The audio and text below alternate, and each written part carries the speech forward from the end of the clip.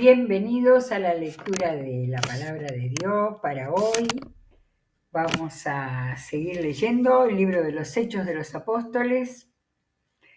Ayer dije, ¿no?, que pasan vertiginosamente tantos hechos, tantas situaciones, tanto avance. Lo más importante para decir es el avance de la obra misionera cristiana con distintos. Hemos estado bastante con Pedro últimamente. Pedro estaba más que nada entre Jerusalén y las regiones costeras, con todos los recorridos que hemos visto, con la tarea fundamental que marcamos, que fue el que abrió la puerta. El Señor lo llevó a abrirla, a comprender que el Evangelio era para todos y que tenía que llegar a todos. Muy bien, empezamos el capítulo 13, hacemos un poquito la recopilación, porque nos lleva, el capítulo 13 nos lleva a la iglesia de Antioquía, esta ciudad, Antioquía, que estaba allí cercana al mar Mediterráneo. No era un puerto. Hoy vamos a ver el dato por el cual nos damos cuenta que no era el puerto, pero nos da un pantallazo de esta iglesia donde había profetas y maestros, ¿sí? La tarea profética daba la sensación de que era más que nada la predicación, ¿no? Y también maestros de la palabra, porque ahí estaban en primer lugar Bernabé, Simeón, Lucio de Cirene, Manaén, que también era Manahén, que dice que se había criado con Herodes el tetrarca. Tengo una indicación por ahí que dice que era como hijo adoptivo. Imagínate que hasta teníamos a alguien que había estado cerca del gobernador romano. Y Saulo. Estos eran los considerados profetas y maestros. Y vamos a ver, tan interesante donde el llamado del Señor, uno, y segundo, que no había habido, como es un poco la mentalidad de este tiempo, planificación de la iglesia, por supuesto, orando y pidiendo la sabiduría del Señor, pero pensando medios, lugares, el desarrollo. Acá nos dice: mientras ayunaban y participaban en el culto al Señor, el Espíritu Santo dijo: apártenme ahora a Bernabé y a Saulo para el trabajo al que los he llamado. Ayer lo leímos rápidamente, ahora estamos leyendo lentamente. Dicen que el Espíritu Santo dijo, ¿eh? No habla de ninguna visión, simplemente como una comprensión. No hay duda que no tuvieron dudas, por el Espíritu Santo en su interior, que dijo dos cosas: a quienes había que apartar, a Bernabé primero y a Saulo, para el trabajo al que los he llamado. Y evidentemente en ese tiempo de ayuno y de oración habían estado teniendo creo que diría así, creciendo la convicción de que tenían que salir con el Evangelio de ahí, de donde estaban en el continente. Así que después de ayunar, orar e imponerles las manos, los despidieron, como un momento solemne y simbólico que salían dos misioneros. Todavía no estaba la palabra. Bien, Bernabé y Saulo, la lista sigue así por ahora, enviados por el Espíritu Santo, bajaron a Seleucia. Ahora sería buenísimo tener un mapa porque no se quedaban parados mucho tiempo en un mismo lugar, sino que seguían, ¿sí? A ver si podemos ver el mapa de lo que se llama primer viaje misionero de Bernabé y Pablo. Dice Pablo ya, no, todavía dice acá Bernabé y Saulo. Lo tomamos muy en cuenta porque esto es muy importante, todavía tenía el nombre de nacimiento. Dice que enviados por el Espíritu Santo bajaron a Seleucia. De manera que aquí tenemos a la izquierda la ciudad de Antioquía, que era la ciudad que los había enviado.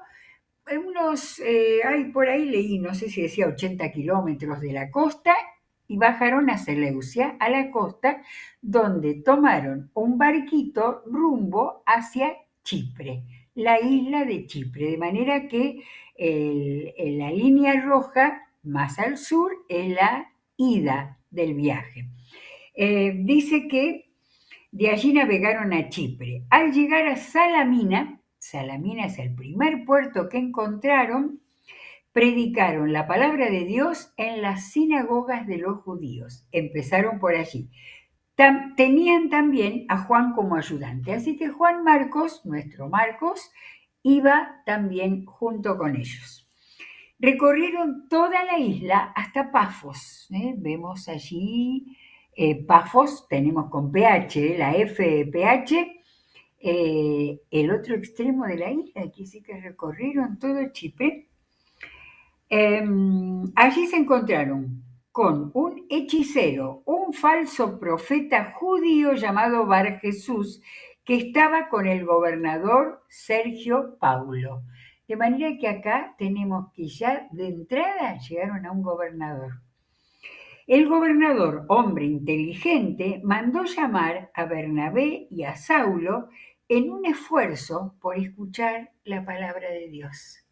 De manera que iba viento en popa este primer viaje misionero. Pero Elimas, el hechicero, el nombre de él era Elimas, que significa hechicero, mago, acá dice, ¿qué es lo que significa su nombre? Se les oponía y procuraba apartar de la fe al gobernador. Oposición directa. Entonces Saulo, o sea, Pablo, esta es la primera vez, Hechos 13:9, que aparece el nombre de Pablo. Se dice que cambió el nombre por el nombre del gobernador, Sergio Paulo, o Pablo era, y que el nombre se lo cambiaron, no recuerdo si lo dice en algún lado, pero esa es la tradición. Saulo, sea Pablo, lleno del Espíritu Santo, clavó los ojos en Elimas y le dijo: Hijo del diablo y enemigo de toda justicia, lleno de todo tipo de engaño y de fraude, ¿nunca dejarás de torcer los caminos rectos del Señor? Ahora, la mano del Señor está contra ti. Vas a quedarte ciego y por algún tiempo no podrás ver la luz del sol. ¿Qué nos hace recordar esto? Fue lo mismo que le pasó a él. Solamente que él ya ahora, del otro lado de la vida, le estaba diciendo de todo, ¿no? Jesús a Pablo le dijo solamente: Saulo, Saulo, ¿por qué me persigues?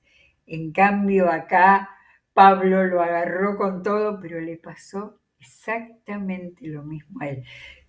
En nuestro deseo de entender la Biblia más profundamente, no podemos pasar por alto el hecho de que lo que debe haber sentido Pablo en su interior, de vivir la vuelta totalmente de su vida.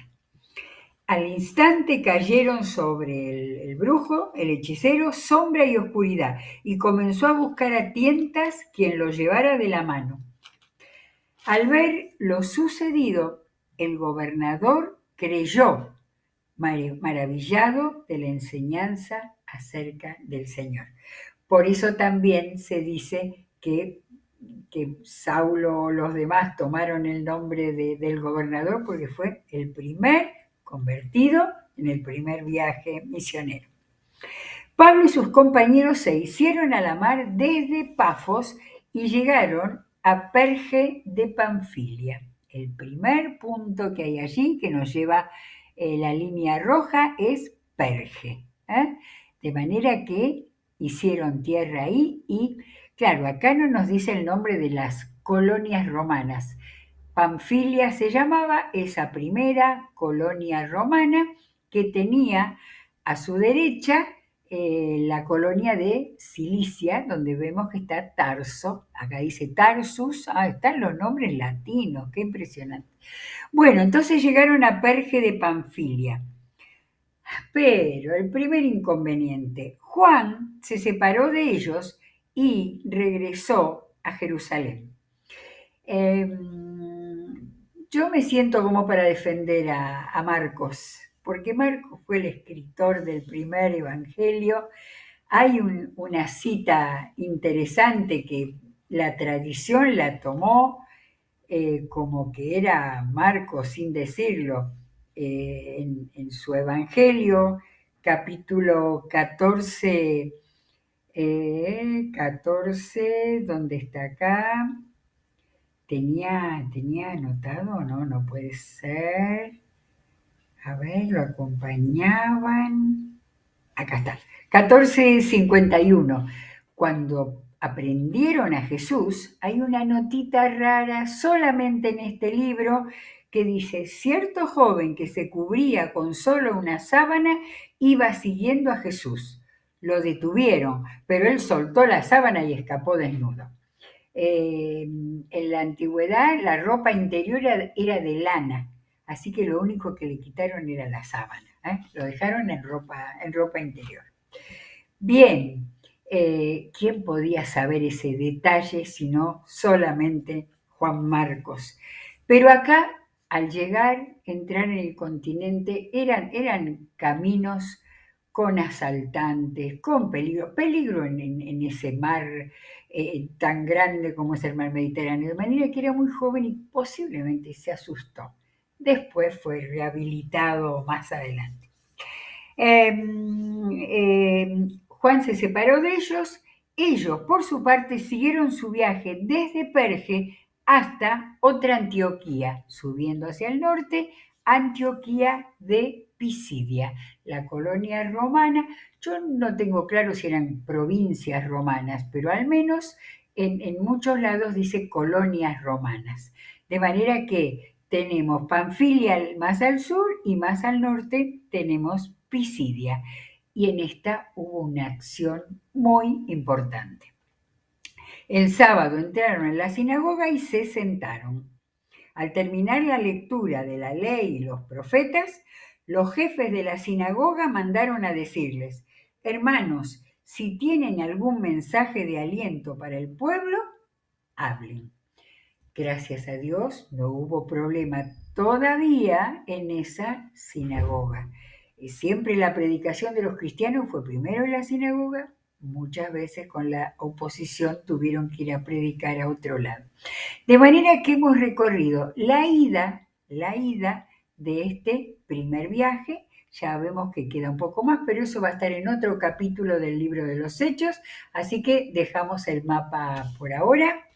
Y vamos a seguir con el momento que le dijeron: bueno, si ustedes tienen algo para decir, los escucharemos. Pablo se puso de pie, y acá ya vemos que Pablo toma el mando. Se puso de pie, hizo una señal con la mano y dijo: escúchenme, israelitas, y ustedes, los gentiles temerosos de Dios. De manera que ya estaban. Había israelitas por un lado y había gentiles que ya querían escuchar y conocer el Evangelio. El Dios de este pueblo de Israel escogió a nuestros antepasados y engrandeció al pueblo mientras vivían como extranjeros en Egipto. Con gran poder los sacó de aquella tierra y soportó su mal proceder en el desierto unos 40 años. Está contando el libro de Éxodo. Recordemos que también así hizo ese discurso maravilloso Esteban. Luego de destruir 7 naciones en Canaán, dio a su pueblo la tierra de ellas en herencia. Todo esto duró unos 450 años. Después de esto, Dios les asignó jueces, el libro de los jueces, hasta los días del profeta Samuel. Ahora vienen los hechos de los libros de Samuel. Entonces pidieron un rey y Dios les dio a Saúl, hijo de Quis, de la tribu de Benjamín, que gobernó por 40 años. Tras destituir a Saúl, les puso por rey a David, quien dio este testimonio. He encontrado en David, hijo de Isaí, un hombre conforme a mi corazón. Él realizará todo lo que yo quiero. Sigue el mensaje de Pablo. De los descendientes de David, conforme a la promesa, Dios ha provisto a Israel un Salvador que es Jesús. Antes de la venida de Jesús, Juan predicó un bautismo de arrepentimiento a todo el pueblo de Israel. Cuando estaba completando su carrera, Juan decía: ¿quién suponen ustedes que soy? No soy aquel. Miren, después de mí viene uno a quien no soy digno ni siquiera de desatarle las sandalias. Ya está contando los evangelios. Hermanos, descendientes de Abraham, y ustedes, gentiles temerosos de Dios, a nosotros se nos ha enviado este mensaje de salvación. Los habitantes de Jerusalén y sus gobernantes no reconocieron a Jesús. Por tanto, al condenarlo, cumplieron las palabras de los profetas que se leen todos los sábados. Aunque no encontraron ninguna causa digna de muerte, le pidieron a Pilato que lo mandara a ejecutar. Después de llevar a cabo todas las cosas que estaban escritas acerca de él, lo bajaron del madero y lo sepultaron. Pero Dios lo levantó de entre los muertos. Durante muchos días lo vieron los que habían subido con él de Galilea a Jerusalén, y ellos son ahora sus testigos ante el pueblo. Nosotros les anunciamos a ustedes las buenas nuevas respecto a la promesa hecha a nuestros antepasados. Dios nos ha cumplido plenamente a nosotros, los descendientes de ellos, al resucitar a Jesús. Fíjense el centro de este mensaje. Dios nos ha cumplido plenamente a nosotros, los judíos, los descendientes de ellos, al resucitar a Jesús. Y acá, citas del Antiguo Testamento. Como está escrito en el segundo Salmo, tú eres mi hijo, hoy mismo te he engendrado. Vamos a buscar, creo que lo tenemos en el Salmo 2.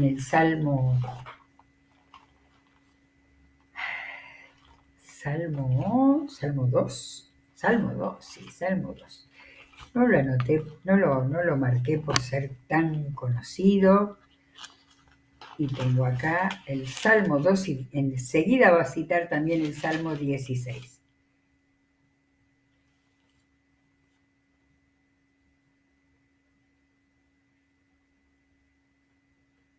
He establecido a mi rey sobre Sión. ¿Esta es la cita?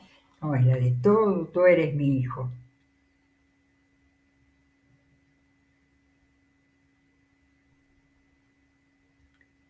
Los reyes, no es exactamente, los reyes de la tierra se rebelan, los gobernantes se confabulan contra el Señor y contra su ungido.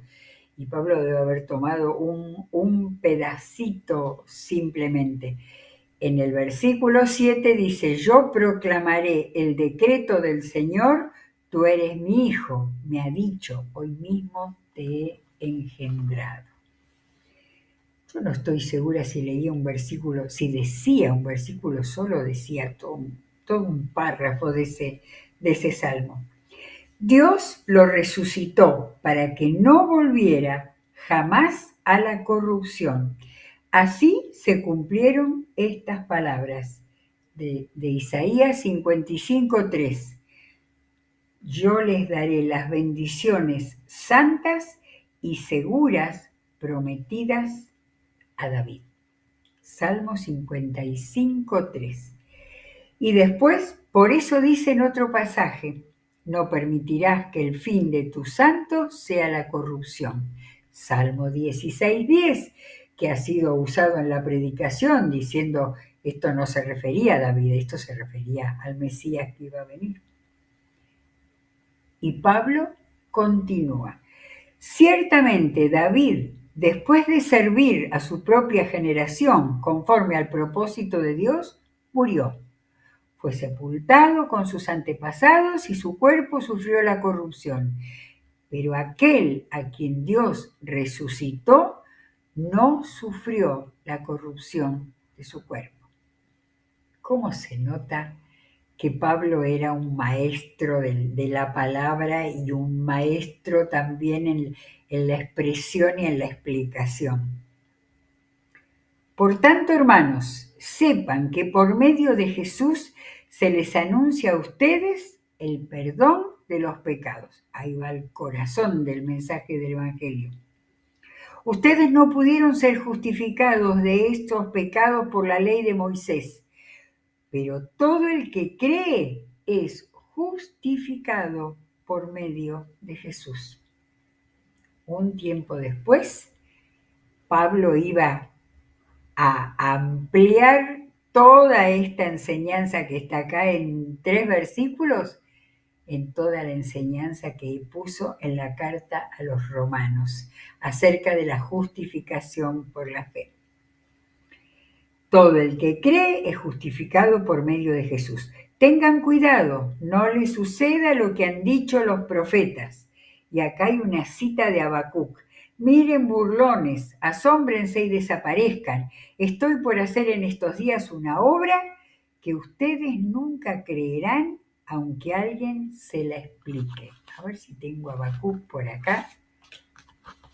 Habacuc también lo tenía, pero se me han escapado las marcas. Habacuc 1:5. Miren a las naciones, no dice burlones acá, así que tenemos en la traducción de griego, no sé. En el Antiguo Testamento, en Habacuc dice, miren a las naciones, contémplenlas y quédense asombrados. Estoy por hacer en estos días cosas tan sorprendentes que no las creerán aunque alguien se las explique. Y de esa profecía que tuvo Habacuc, Pablo la toma, y la toma como para decir, esto se ha producido, esto se aplica a la venida de Jesucristo. Y termina acá con la profecía de Habacuc. Al salir ellos de la sinagoga, los invitaron a que el siguiente sábado les hablaran más de estas cosas. Bueno, éxito absoluto, que los inviten a volver a la sinagoga. Cuando se disolvió la asamblea, muchos judíos y prosélitos, esos eran los de habla griega que habían sido evangelizados desde que comenzó el mover de Dios después de Pentecostés. Estos judíos y prosélitos fieles acompañaron a Pablo y a Bernabé, los cuales en su conversación con ellos les instaron a perseverar en la gracia de Dios. De manera que ahí era evangelización, formación,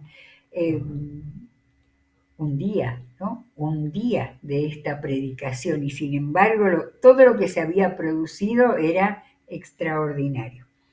Al siguiente sábado, casi toda la ciudad, recordemos que estamos en Antioquía de Pisidia, es el centro de el país hoy de Turquía. Y tengo algo que, de tanto escucharlo, creo que es posible. Yo no sé si de esta ciudad de Antioquía hay otra ciudad o quedaron los restos, como tantas veces. Pero justamente hay una ciudad en el centro de Turquía que se llama Antiaquia. Y esa fue la ciudad donde se produjo el gran, terrible terremoto del año pasado, 2023. Y cuando yo escuchaba hablar de Antioquía y lo que fue ese territorio, yo decía, ¿habrá sido la Antioquía donde predicó Pablo y donde quedó el cristianismo de una manera extraordinaria? Tenemos que orar por los países como Turquía, porque hay muchos misioneros actualmente que están yendo a predicar, a veces hay muchas dificultades con las visas para entrar, pero por lo menos en los últimos tiempos, ha habido familias misioneras que han ido a trabajar y a predicar. Y Dios quiera que el terremoto haya sido usado como la voz de Dios. Bueno, así que al día siguiente en Antioquía casi toda la ciudad se congregó para oír la palabra del Señor. Pero estamos en capítulo 13, 45, cuando los judíos vieron a las multitudes, se llenaron de celos y contradecían con maldiciones lo que Pablo decía. Nos metemos otra vez en la mente de Pablo. ¿Habrá recordado que le estaba a él pasando lo mismo que él había hecho y que tenemos relatado 2 o 3 capítulos antes? ¿Sí? Pablo y Bernabé les contestaron valientemente. Era necesario que les anunciáramos la palabra de Dios primero a ustedes. Como la rechazan y no se consideran dignos de la vida eterna, está diciendo no se merecen la vida eterna, ahora vamos a dirigirnos a los gentiles. Así nos lo ha mandado el Señor. Te he puesto por luz para las naciones a fin de que lleves mi salvación hasta los confines de la tierra. Acá estaba Pablo estaba leyendo Isaías 49. ¿Y qué era Isaías 49? Isaías 49 era el segundo canto del siervo, que hemos leído muchas veces los cantos del siervo de Isaías. Y en Isaías 49, donde hay desde el comienzo del capítulo, toda una descripción de lo que iba a ser el Mesías, y en 49, 6 dice, yo te pongo ahora como luz para las naciones, a fin de que lleves mi salvación hasta los confines de la tierra. Esa profecía era para el Mesías, pero ahora Pablo y los cristianos que estaban saliendo hasta los confines de la tierra tomaban esa palabra para decir, por más que ustedes estén en contra y que no quieran escuchar y que nos maldigan, el Señor ha dicho, te he puesto por luz para las naciones a fin de que lleves mi salvación hasta los confines de la tierra. Pablo estaba tomando esa profecía mesiánica porque se había convertido, había entregado su vida y estaba totalmente al servicio del Señor. Al oír esto, los gentiles se alegraron y celebraron la palabra del Señor y creyeron todos los que estaban destinados a la vida eterna. Y al final del capítulo, como ya estamos acostumbrados, la palabra del Señor se difundía por toda la región. Ya estamos en la provincia romana, que una parte se llamaba de Asia y después estaban allí todas estas colonias romanas. Pero los judíos incitaron a mujeres muy distinguidas y favorables al judaísmo y a los hombres más prominentes de la ciudad y provocaron una persecución contra Pablo y Bernabé. Por tanto, los expulsaron de la región. Ellos, por su parte, se sacudieron el polvo de los pies en señal de protesta contra la ciudad y se fueron a Iconio. Y los discípulos quedaron llenos de alegría, de gozo, dice en Reina Valera, y del Espíritu Santo. Terminamos el capítulo 13 y ya mañana vamos a seguir con el primer viaje misionero de Pablo, con triunfos, con tristezas también, pero esa acción de sacudirse los pies en señal de protesta es lo que Jesús les había enseñado a aquellos que mandó de 2 en 2 a evangelizar los pueblos diciendo no han querido recibir el mensaje. Pero los discípulos de Pisidia y especialmente de la ciudad de Antioquía de Pisidia se habían entregado al Señor y estaban llenos de gozo y del Espíritu Santo. Gracias a Dios por su palabra. Mañana seguimos con el capítulo 14. Que Dios los bendiga ricamente.